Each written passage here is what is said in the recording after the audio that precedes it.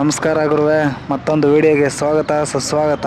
ನಮ್ಮ ಮುಂದೆ ಇದೆ ಬಜಾಜ್ ಪಲ್ಸರ್ RS 200 BS3. ಇಂಡಿಯಾದಲ್ಲಿ ಏನು ಫ್ಯಾನ್ ಬೇಸ್ ಆಯ್ತಾ ಗುರು ಈ ಗಾಡಿಗೆ. ಹೆವಿ ಕ್ರೇಜ್ ಇರೋ ಗಾಡಿ ಮಾತ್ರ ಇದು. ಇವತ್ತು ನಾವು ಈ BS3 ಗಾಡಿನ ಓಡಿಸೋಣ. ಇವತ್ತು ಈ ಗಾಡಿನ ನಾನು ರೈಡ್ ಮಾಡಿ ನಾನು ಆನೆಸ್ಟ್ ಎಕ್ಸ್ಪೀರಿಯೆನ್ಸನ್ನು ನಾನು ನಿಮ್ಗೆ ತಿಳಿಸ್ಕೊಡ್ತೀನಿ. ವಿಡಿಯೋನ ಎಲ್ಲಿ ಸ್ಕಿಪ್ ಮಾಡಿದೆ ಕೊನೆವರೆಗೂ ನೋಡಿ. Hello bumble B. ನಾನು ಯಾಕೆ ಬಂಬಲ್ ಬಿ ಅಂತ ಕರಿತಾ ಇದ್ದೀನಿ ಅಂದರೆ, ಟ್ರಾನ್ಸ್ಫಾರ್ಮರ್ಸ್ ಅನ್ನೋ ಇಂಗ್ಲೀಷ್ ಮೂವಿ ಇದೆ. ಆ ಮೂವಿನಲ್ಲಿ ಬಂಬಲ್ ಬಿ ಅನ್ನೋದೊಂದು ಕ್ಯಾರೆಕ್ಟರ್ ಇದೆ. ಆ ಕ್ಯಾರೆಕ್ಟ್ರಿಂದನೇ ಇನ್ಸ್ಪೈರ್ಡ್ ಆಗಿ ಈ ಗಾಡಿ ಡಿಸೈನ್ನ ಮಾಡಿರೋದು. ಸೊ ನೋಡ್ತಾ ಇದ್ದೀರಾ ಲುಕ್ ಹೇಗೆ ಕಾಣಿಸ್ತಿದೆ ಅಂತ. ಇನ್ನೊಂದು ಸರಿ ಫ್ರಂಟ್ ಲುಕ್ನ ನೋಡ್ಕೊಬಿಡಿ, ಎಷ್ಟು ಸಖತ್ತಾಗಿ ಕಾಣಿಸ್ತಿದೆ ನೋಡಿ ಗಾಡಿ.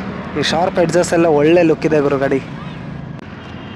ನೋಡಿ ಗಾಡಿ ಡಿಸೈನ್ ಹೇಗಿದೆ ಸೈಡಿಂದ ಅಂತ ನೋಡ್ತಾ ಇದ್ದೀರಾ. ಈ ಗಾಡೀಲಿ ಸೈಡ್ ಫೇರಿಂಗೆಲ್ಲ ಸ್ವಲ್ಪ ಜಾಸ್ತಿನೇ ಡಿಸೈನ್ ಮಾಡಿದ್ದಾನೆ ನೋಡಿ. ರೇಸ್ ಸ್ಪೋರ್ಟ್ ಅಂತ ಬ್ಯಾಡ್ಜಿಂಗ್ ಕೊಟ್ಟಿದ್ದಾರೆ ಗಾಯ್ಸ್. ಗಾಡಿ ಸೈಡಿಂದ ಹೇಗೆ ಕಾಣಿಸ್ತಿದೆ ಅಂತ ಕಮೆಂಟ್ ಮಾಡಿ. ನೋಡಿ ರೇರಲ್ಲಿ ಟೈಲ್ ಲ್ಯಾಂಪ್ ಯಾವ ರೀತಿ ಡಿಸೈನ್ ಕೊಟ್ಟಿದ್ದಾನೆ, ಸೂಪರ್ ಆಗಿದೆ ಮಾತ್ರ ಡಿಸೈನ್ ಮಾತ್ರ. ಈಗ ಬರ್ತಾರೆ RS ಅಲ್ಲಿ ಈ ರೀತಿ ಡಿಸೈನ್ ಇಲ್ಲ, ಕಟ್ ಮಾಡ್ಬಿಟ್ಟು ಸ್ವಲ್ಪ ಜಾತ್ರೆ ಮಾಡಿಬಿಟ್ಟಿದ್ದಾನೆ. ಆದರೆ ಈ ಡಿಸೈನ್ ಮಾತ್ರ ತುಂಬಾ ಚೆನ್ನಾಗಿದೆ ನೋಡಿ. ಫ್ರಂಟಲ್ಲಿ ವಿಂಡ್ಶೀಲ್ಡ್ನ ಇವ್ರು ಎಕ್ಸ್ಟ್ರಾ ಆಫ್ಟರ್ ಮಾರ್ಕೆಟ್ ಹಾಕ್ಸ್ಕೊಂಡಿರೋದು. ತುಂಬ ಶಾರ್ಟ್ ಇದೆ ಇದು, ತುಂಬ ಹೈಟ್ ಏನಿಲ್ಲ. ಸ್ವಲ್ಪ ವಿಂಡ್ ಬ್ಲಾಸ್ಟ್ ಆಗ್ಬೋದು ಈ ಗಾಡಿನಲ್ಲಿ. ಬನ್ನಿ ಗಾಡಿ ಇಂಜಿನ್ ಬಗ್ಗೆ ತಿಳ್ಕೊಳ್ಳೋಣ. ಇದರಲ್ಲಿ 199.5 cc single cylinder 4 stroke 4 wheel DTSI engine ಬರುತ್ತೆ. ಇದು ಟ್ರಿಪಲ್ ಸ್ಪಾರ್ಕ್ ಇಂಜಿನು. ಹಾಗೆ ಲಿಕ್ವಿಡ್ ಕೂಲೆಂಟ್ ಸಿಸ್ಟಮನ್ನು ಕೂಡ ಕೊಟ್ಟಿದ್ದಾನೆ. ಹಾಗೆ 24 ಹಾರ್ಸ್ ಪವರು 19 Nm ಟಾರ್ಕ್ ಬರುತ್ತೆ ಈ ಗಾಡಿನಲ್ಲಿ. ಇದರಲ್ಲಿ 6 ಸ್ಪೀಡ್ ಗೇರ್ ಬಾಕ್ಸ್ ಕೊಟ್ಟಿದ್ದಾನೆ. ಟಾಪ್ ಸ್ಪೀಡ್ ಅಚೀವ್ ಮಾಡೋಕ್ಕೆ ತುಂಬಾ ಹೆಲ್ಪ್ಫುಲ್ ಆಗುತ್ತೆ ನೋಡಿ. ಇಲ್ಲಿ ರೇಡಿಯೇಟರ್ ಕೂಡ ಕೊಟ್ಟಿದ್ದಾರೆ. ಇನ್ನು ಇದ್ರ ಸಸ್ಪೆನ್ಷನ್ ವಿಚಾರಕ್ಕೆ ಬಂದರೆ, ಫ್ರಂಟಲ್ಲಿ ನಾರ್ಮಲ್ ಟೆಲಿಸ್ಕೋಪಿಕ್ ಸಸ್ಪೆನ್ಷನನ್ನು ಕೊಟ್ಟಿದ್ದಾರೆ. ಜೊತೆಗೆ ಆ್ಯಂಟಿ ಫ್ರಿಕ್ಷನ್ ಬೂಸ್ಟನ್ನು ಕೂಡ ಕೊಟ್ಟಿದ್ದಾರೆ, ಫ್ರಿಕ್ಷನ್ ಆಗಬಾರ್ದು ಅಂತೇಳಿ. ನೋಡ್ತಾ ಇದ್ದೀರಾ, ರೇರಲ್ಲಿ ನೈಟ್ರಾಕ್ಸ್ ಮೋನೋಸಾಕ್ ಅಬ್ಸರ್ಬರನ್ನು ಕೊಟ್ಟಿದ್ದಾರೆ. ಈ ಗಾಡಿ ಬ್ರೇಕಿಂಗ್ ಬಗ್ಗೆ ಮಾತಾಡೋದಾದರೆ, ಫ್ರಂಟ್ ಬ್ಯಾಕ್ ಎರಡು ಕಡೆಯೂ ಪೆಟಲ್ ಡಿಸ್ಕನ್ನು ಕೊಟ್ಟಿದ್ದಾರೆ. ಫ್ರಂಟಲ್ಲಿ 300 mm ಡಿಸ್ಕ್ ಕೊಟ್ಟಿದ್ದಾನೆ. ಇದರಲ್ಲಿ ಡ್ಯುಯಲ್ ಚಾನಲ್ ABS ಬರುತ್ತೆ. ಬ್ರೇಕಿಂಗ್ ಬಗ್ಗೆ ತಲೆ ಕೆಡಿಸ್ಕೊಳ್ಳುವಂಥದ್ದೇನಿಲ್ಲ. ನೋಡ್ತಾ ಇದ್ದೀರಾ, ABS ಬ್ಯಾಡ್ಜಿಂಗ್ ಕೂಡ ಕೊಟ್ಟಿದ್ದಾನೆ. ಇದರಲ್ಲಿ ಬೈಬ್ರೇಕ್ ಕ್ಯಾಲಿಪರ್ಸ್ ಬರುತ್ತೆ. ಹಾಗೆ ಮಾಸ್ಟರ್ ಸಿಲಿಂಡರ್ ಕೂಡ ಬೈಬ್ರದೇ ಆಗಿರುತ್ತೆ. ರೇರಲ್ಲಿ 230 mm ಡಿಸ್ಕನ್ನು ಕೊಟ್ಟಿದ್ದಾನೆ. ನೋಡ್ತಾ ಇದ್ದರೆ ABS ರಿಂಗ್ ಕೂಡ ಕಾಣಿಸ್ತಿದೆ. ಬ್ಯಾಕಲ್ಲೂ ಕೂಡ ABS ಇದೆ. ಇನ್ನು ಇದರಲ್ಲಿ ಫ್ರಂಟಲ್ಲಿ 100 ಸೆಕ್ಷನ್ ಟೈರ್ಸನ್ನು ಕೊಟ್ಟಿದ್ದಾನೆ. ನೋಡ್ತಾ ಇದ್ದೀರಾ, ರೇರಲ್ಲಿ 130 ಸೆಕ್ಷನ್ ಟೈರ್ಸ್ನ ಕೊಟ್ಟಿದ್ದಾರೆ. 200 cc ಇದು ಬ್ಯಾಲೆನ್ಸ್ಡ್ ಆಗಿದೆ, ತುಂಬ ಚಿಕ್ಕದು ಅಲ್ಲ, ತುಂಬ ದೊಡ್ಡದು ಅಲ್ಲ.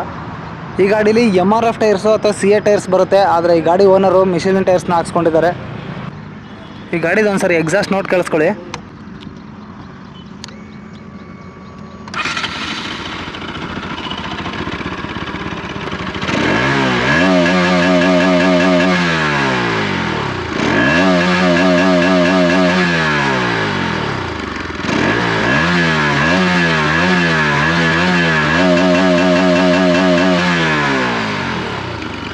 NS 200 ಸೌಂಡು ಒಂದು ರೀತಿ ಬರುತ್ತೆ. ಇದು RS 200 ಸೌಂಡು ಸ್ವಲ್ಪ ಡಿಫ್ರೆಂಟಾಗಿ ಬರುತ್ತೆ.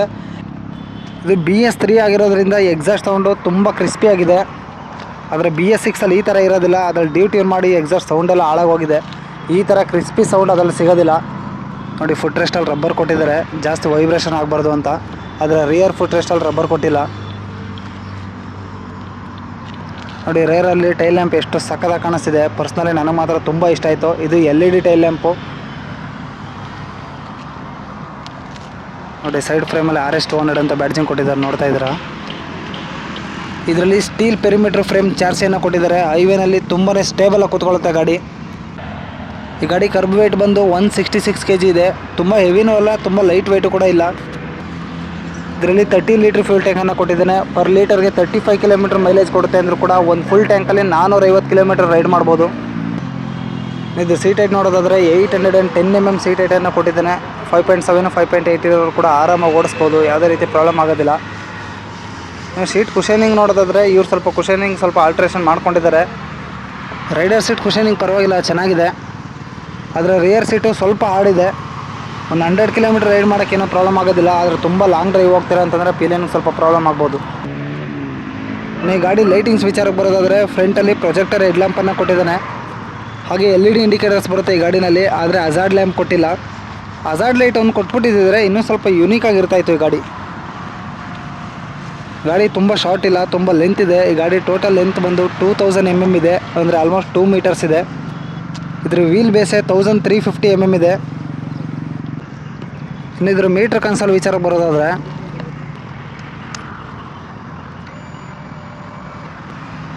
ನೋಡಿ, ಇದರಲ್ಲಿ ಸೇಮ್ NS 200 ಏನು ಮೀಟ್ರ್ ನೋಡ್ತೀರಾ, ಸೆಮಿ ಡಿಜಿಟಲ್ ಮೀಟ್ರು, ಸೇಮ್ ಅದೇ ಮೀಟ್ರ್ ಇರುತ್ತೆ, ಯಾವುದೇ ಥರ ಚೇಂಜಸ್ ಇರೋದಿಲ್ಲ. ಡಿಜಿಟಲ್ನಲ್ಲಿ ಫ್ಯೂಲ್ ಇಂಡಿಕೇಟರ್ನ ತೋರಿಸುತ್ತೆ, ಸ್ಪೀಡ್ ತೋರಿಸುತ್ತೆ, ಹಾಗೆ ಸರ್ವಿಸ್ ಇಂಡಿಕೇಟರ್ನ ಕೂಡ ತೋರಿಸುತ್ತೆ. 2 ಟ್ರಿಪ್ ಮೀಟರ್ಗಳನ್ನು ಕೊಟ್ಟಿದ್ದಾನೆ, ABS ಲೈಟನ್ನು ಕೂಡ ಕೊಟ್ಟಿದ್ದಾನೆ. ಗಾಡಿ ನ್ಯೂಟ್ರಲ್ ಇದೆ ಅಂತ ತೋರಿಸುತ್ತೆ. ಇಂಜಿನ್ ಹೀಟಿಂಗ್ ಸೆನ್ಸರ್ ಕೂಡ ಕೊಟ್ಟಿದ್ದಾನೆ, ಬಜಾಜ್ ಲೋಗೋ ಕೊಟ್ಟಿದ್ದಾನೆ. ಈ BS3 ಗಾಡಿಯಲ್ಲಿ ಗೇರ್ ಇಂಡಿಕೇಟರ್ ಕೊಟ್ಟಿಲ್ಲ, ಆದರೆ 2024 ಮಾಡಲಲ್ಲೇ ಅಪ್ಗ್ರೇಡ್ ಮಾಡಿದ್ದಾನೆ.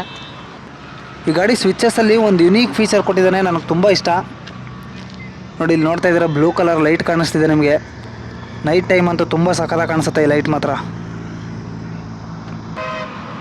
ಗಾಡೀಲಿ ಕ್ಲಿಪ್ ಆನ್ ಹ್ಯಾಂಡ್ಲ್ ಬಾರ್ ಬರುತ್ತೆ, ನೋಡ್ತಾ ಇದ್ದೀರಾ. ಇನ್ ಕೇಸ್ ಕ್ರ್ಯಾಶ್ ಆಯಿತು ಅಂತಂದರೆ ಕಂಪ್ಲೀಟ್ ಹ್ಯಾಂಡ್ಲ್ ಬಾರ್ನ ಚೇಂಜ್ ಮಾಡಿಸೋ ಅವಶ್ಯಕತೆ ಇರೋದಿಲ್ಲ. ಸೊ ಇಷ್ಟೇ ಫ್ರೆಂಡ್ಸ್, ನೋಡಿದ್ರಲ್ಲ ಈ ಬಂಬಲ್ ಬೀನಲ್ಲಿರೋ ಫೀಚರ್ಸ್ ಏನೇನು ಅಂತ. ನಡೀರಿ, ರೈಡ್ ಮಾಡ್ತಾ ಇದ್ರೆ ತಾಕತ್ತೇನು ಅಂತ ನೋಡೋಣ.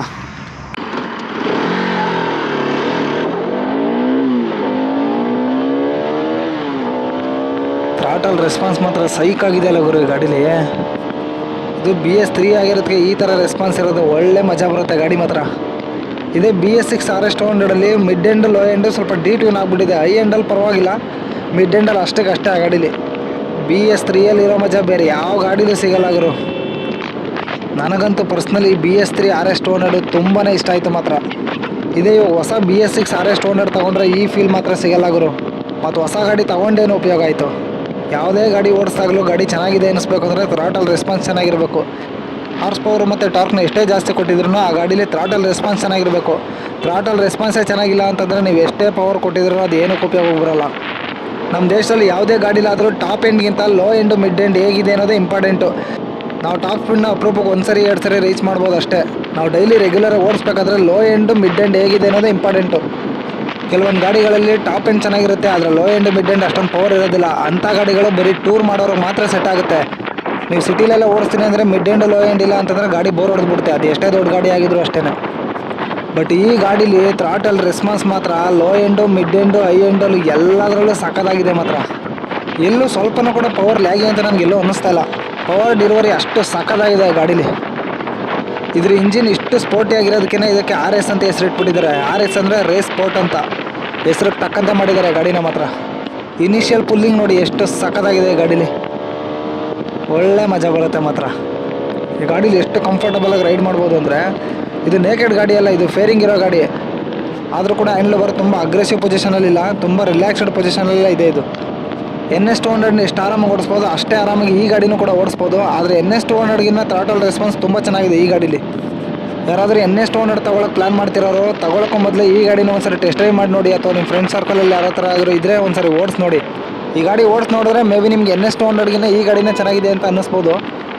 ಆದರೆ ರೇಟಲ್ಲಿ ಬಂದರೆ NS 200ಗಿನ್ನ ಒಂದು 15,000 - 20,000 ಕಾಸ್ಟ್ಲಿ ಇದೆ ಈ ಗಾಡಿ. ರೇಟ್ ಜಾಸ್ತಿ ಇದ್ದರೂ ಕೂಡ ಕಾಸಕ್ಕೆ ತಕ್ಕಂತೆ ಇದೆ ಗಾಡಿ ಮಾತ್ರ.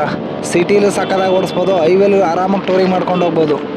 ಫೇರಿಂಗ್ ಇರೋ ಗಾಡಿಗಳು ತೊಗೊಂಡ್ರೆ ತುಂಬ ಲಾಂಗ್ ಡ್ರೈವ್ ಹೋಗೋಕ್ಕಾಗೋದಿಲ್ಲ, ಬ್ಯಾಕ್ ಪೇನ್ ಬರುತ್ತೆ ಅನ್ನೋರು ಒಂದ್ಸರಿ ಈ ಗಾಡಿನ ರೈಡ್ ಮಾಡಿ ನೋಡಿ, ತುಂಬ ರಿಲ್ಯಾಕ್ಸಾಗಿ ರೈಡ್ ಮಾಡ್ಬೋದು ಈ ಗಾಡೀಲಿ. ಈ ಗಾಡಿ ಸಿಟಿಲಿ ಓಡಿಸೋದಕ್ಕೂ ಸಕ್ಕತ್ತಾಗಿದೆ. ಹೈವೇಗೆ ತೊಗೊಬಂದ್ರೆ ಅದರಲ್ಲೂ ಸೂಪರು, ಟೂರಿಂಗ್ ಮಾಡಬೇಕಾ ಅದಕ್ಕೂ ಸೂಪರು. ಆಲ್ ಇನ್ ಒನ್ ಗಾಡಿ ಗುರು ಇದು. ಬಜಾಜ್ ಅವ್ರು ಮಾಡಿರೋ ಮಾಸ್ಟರ್ ಪೀಸ್ ಗಾಡಿ ಅಂತಂದರೆ ತಪ್ಪಾಗಲ್ಲ. ಈ ಗಾಡೀಲಿ ಚಾರ್ಸಿನ ಎಷ್ಟು ಸಕ್ಕತ್ತಾಗಿ ಬಿಲ್ಡ್ ಮಾಡಿದ್ದಾರೆ ಅಂದರೆ ಹೈವೇಲಿ ಒಂದು ಸ್ವಲ್ಪನೂ ಅಲ್ಲಾಡ್ತಾ ಇಲ್ಲ ಗಾಡಿ. ಬಿಲ್ಡ್ ಕ್ವಾಲಿಟಿ ಮಾತ್ರ ಅಲ್ಟಿಮೇಟಾಗಿ ಮಾಡಿದ್ದಾರೆ. ಈ ಗಾಡೀಲಿ ಫೇರಿಂಗ್ ಇದ್ದರೂ ಕೂಡ ಸ್ವಲ್ಪನೂ ವೈಬ್ರೇಷನ್ ಏನು ಆಗ್ತಿಲ್ಲ. ಹೈಯರ್ RPM ಅಲ್ಲೂ ತುಂಬ ಸ್ಟೇಬಲಾಗಿ ಕುತ್ಕೋತೈತೆ ಗಾಡಿ ಮಾತ್ರ. ಟೂರಿಂಗ್ ಮಾಡೋಕ್ಕೆ ಮಾತ್ರ ಅಲ್ಟಿಮೇಟಾಗಿ ಐತೆ ಗಾಡಿ. ಅಪ್ಪಲ್ಲೂ ಹೆಂಗೆ ಎಳಿತೈತೆ ನೋಡಿ ಗಾಡಿ, ಟ್ಯೂನಿಂಗ್ ಅಷ್ಟು ಸಕ್ಕತ್ತಾಗಿ ಮಾಡಿದ್ದಾರೆ.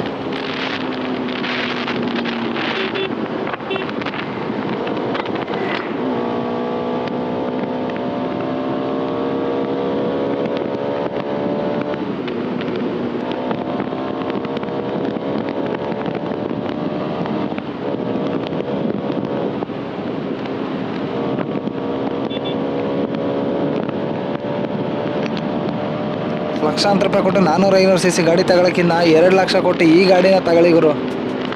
ಸಿಟಿಲೂ ಆರಾಮಾಗಿ ಓಡಿಸ್ಬೋದು, ಲಾಂಗಲ್ಲಿ ಸಖತ್ತಾಗಿ ಚೆಚ್ಚಾಡ್ಬೋದು, ಟೂರಿಂಗು ಕೂಡ ಆರಾಮಾಗಿ ಮಾಡ್ಕೊಂಡಿರ್ಬೋದು. ಈ ಗಾಡಿ ಓನರ್ ಈ ಗಾಡಿನ ಯಾರ ಬೇರೆ ಚಚ್ಬಿಸ್ ಹಾಕಿದ್ದಾರೆ, ಆದರೂ ಕೂಡ ಈ ಗಾಡೀಲಿ ಯಾವ ಪಾರ್ಟ್ಸ್ಗಳು ಲೂಸ್ ಆಗಿದೆ ಅಂತ ಮಾತ್ರ ಅನ್ನಿಸ್ತಾ ಇಲ್ಲ. ಬಜಾಜ್ ಅವ್ರ ಬಿಲ್ಡ್ ಕ್ವಾಲಿಟಿ ಅಷ್ಟು ಸಕ್ಕದಾಗಿರುತ್ತೆ. ಇದು ರಾಯಲ್ ಎನ್ಫೀಲ್ಡ್ ಆಗಿದ್ದರೆ ಯಾವ ಪಾರ್ಟ್ಸ್ ಎಲ್ಲಿ ಬಿದ್ದೈತದೆ ಅಂತ ಜೀವ ಕೈಯಲ್ಲಿ ಹಿಡ್ಕೊ ಕುತ್ಕೋಬೇಕಾಗಿರೋದು. ಈ ಗಾಡೀಲಿ ಶಾರ್ಟ್ ಗೇರ್ ಏನು ಕೊಟ್ಟಿಲ್ಲ, ತುಂಬ ಲಾಂಗ್ ಗೇರ್ಸೇ ಕೊಟ್ಟಿದ್ದಾರೆ, ಆದರೂ ಕೂಡ ಪಟ್ ಪಟ್ ಅಂತ ರೆಡ್ ಲೈನ್ ಆಗಿಬಿಡುತ್ತೆ ಗುರು.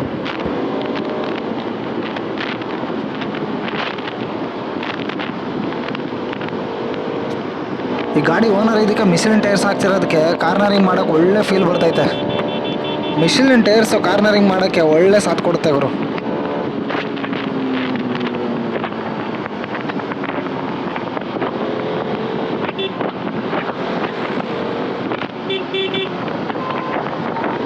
ಗಾಡಿ ತಗೋಬೋದ ಗುರು ಅಂತ ನನ್ನ ಕೇಳಿದ್ರೆ ಕಣ್ಣು ಮುಚ್ಕೊಂಡು ತಗೊಳ್ಳಿ ಗಾಡಿನ, ಅಷ್ಟು ಬ್ಯೂಟಿಫುಲ್ ಆಗಿದೆ ಈ ಗಾಡಿ. ಯಾರು ಗಾಡಿ ಬಜೆಟಲ್ಲಿ ಸಿಗಬೇಕು, ಪವರ್ ಚೆನ್ನಾಗಿರಬೇಕು, ಲುಕ್ ಚೆನ್ನಾಗಿರಬೇಕು, ಮೇಂಟೆನೆನ್ಸ್ ಈಸಿ ಇರಬೇಕು ಅಂತ ಇಷ್ಟಪಡ್ತೀರೋ ಅಂಥವ್ರಿಗೆ ಈ ಗಾಡಿ ಸೂಪರ್ ಆಗಿದೆ ಅಂತಲೇ ಹೇಳ್ಬೋದು.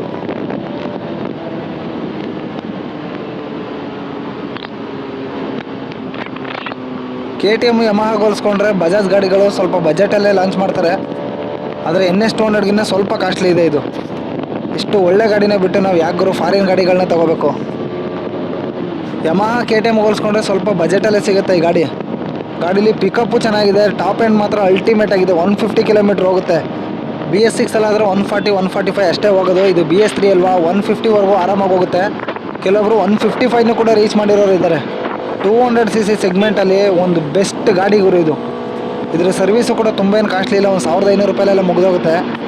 ತುಂಬ ತಲೆ ಕೆಡಿಸ್ಕೊಳ್ಳೋವಂಥದ್ದು ಏನಿಲ್ಲ ಗುರು. ಈ ಗಾಡಿನ ಆರಾಮಾಗಿ ಮೇಂಟೈನ್ ಮಾಡ್ಬೋದು. ಇದೇ KTM ಗಾಡಿಗಳದಾದರೆ ಸರ್ವಿಸು ತುಂಬ ಕಾಸ್ಟ್ಲಿ ಇರುತ್ತೆ, ಪಾರ್ಟ್ಸ್ಗಳಂತೂ ಕಿತ್ಕೋ ಕಾಸ್ಟ್ಲಿ ಇರುತ್ತೆ. ನಮ್ಮಂಥ ಮಿಡ್ಲ್ ಕ್ಲಾಸ್ ಹುಡುಗರು KTM ಗಾಡಿಗಳನ್ನೆಲ್ಲ ಮೇಂಟೈನ್ ಮಾಡೋದು ತುಂಬಾ ಕಷ್ಟ. ಲೋನಲ್ಲಿ ಹಾಕಿಸ್ಕೊಂಡು ಗಾಡಿನೇನೋ ತೊಗೊಂಡ್ಬಿಡ್ಬೋದು, ಆದರೆ ಮೇಂಟೈನ್ ಮಾಡೋದು ಭಾರಿ ಕಷ್ಟ ಗುರು. ಆದರೆ ಈ ಗಾಡಿನಲ್ಲಿ ಮೇಂಟೆನೆನ್ಸ್ ಈಸಿ, ತುಂಬ ಲಾಂಗ್ ಟರ್ಮಲ್ಲಿ ಓನ್ ಮಾಡ್ಬೋದು ಈ ಗಾಡಿನ. KTM ಗಾಡಿಗಳ ಥರ 50,000 ಕಿಲೋಮೀಟ್ರ್ ಓಡಿದ ತಕ್ಷಣ ಇಂಜಿನ್ ಬೋರ್ಗೆ ಬರುತ್ತೆ ಅನ್ನೋ ತಲೆಬಿಸಿನೇ ಇಲ್ಲ ಈ ಗಾಡಿನಲ್ಲಿ. ಈ ಗಾಡಿ ಇಂಜಿನ್ ಟ್ಯೂನಿಂಗ್ ಚೆನ್ನಾಗಿ ಮಾಡಿರೋದ್ರಿಂದ ತುಂಬಾ ಬಾಳಿಕೆ ಬರುತ್ತೆ. ಫಾರ್ ಎಕ್ಸಾಂಪಲ್ ಈ ಗಾಡಿನ ತಗೊಳ್ಳಿ, 2014 ಮಾಡಲ್ ಇದು. ಇದುವರೆಗೂ ಯಾವುದೇ ಇಂಜಿನ್ ಇಶ್ಯೂಸ್ ಏನೂ ಬಂದಿಲ್ಲ, ಇನ್ನೂ ಸಖತ್ತಾಗಿ ರನ್ ಆಗ್ತಿದೆ ಗಾಡಿ ಮಾತ್ರ. ಬನ್ನಿ ಸ್ವಲ್ಪ ಚಚ್ಚೋಣ, ಟಾಪ್ ಎಂಡ್ ಎಷ್ಟಾಗುತ್ತೆ ನೋಡೋಣ.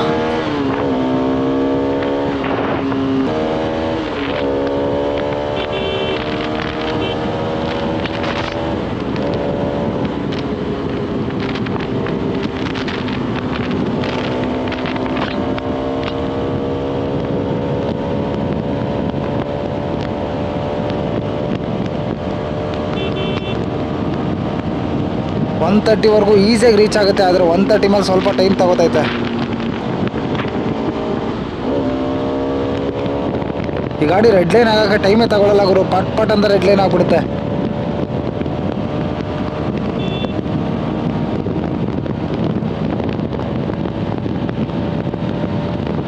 One 143ಗೆ red line ಹೊಡಿತಾಯ್ತಲ್ಲ Guru.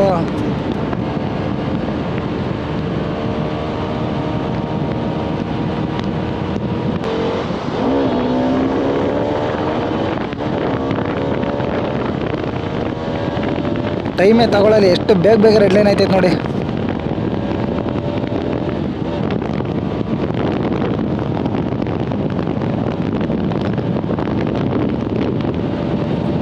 One 142, come on baby. 150 reach ಆಗುತ್ತೆ ಅಂದರೆ 142ಗೆ ರೆಡ್ ಲೈನ್ ಆಯ್ತೈತಲ್ಲ ಗುರು.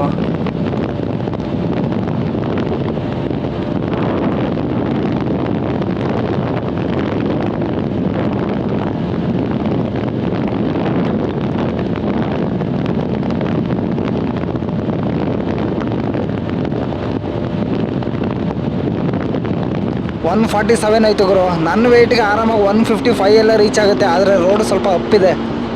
ರೋಡ್ ಒಂದೇ ಲೆವೆಲಾಗಿದ್ದರೆ 155 ಆರಾಮಾಗಿ ರೀಚ್ ಆಗುತ್ತೆ. ಇದು ಎಂಥ ಬ್ಯೂಟಿಫುಲ್ ಇಂಜಿನ್ ಇದೆ ಗುರು ಈ ಗಾಡೀಲಿ. ಇಂಥ ಗಾಡಿಗಳನ್ನ ತಗೊಳ್ಳೋದು ಬಿಟ್ಬಿಟ್ಟು ಜನ ಯಾವುದೋ ಡುಬಾಕ್ ಇಂಜಿನ್ ಇರೋ ಗಾಡಿಗಳನ್ನೆಲ್ಲ ತಗೊಳಕ್ಕೆ ಹೋಗ್ತಾರೆ. ಇದಕ್ಕೇನು ಹೇಳ್ಬೇಕು ಹೇಳಿ.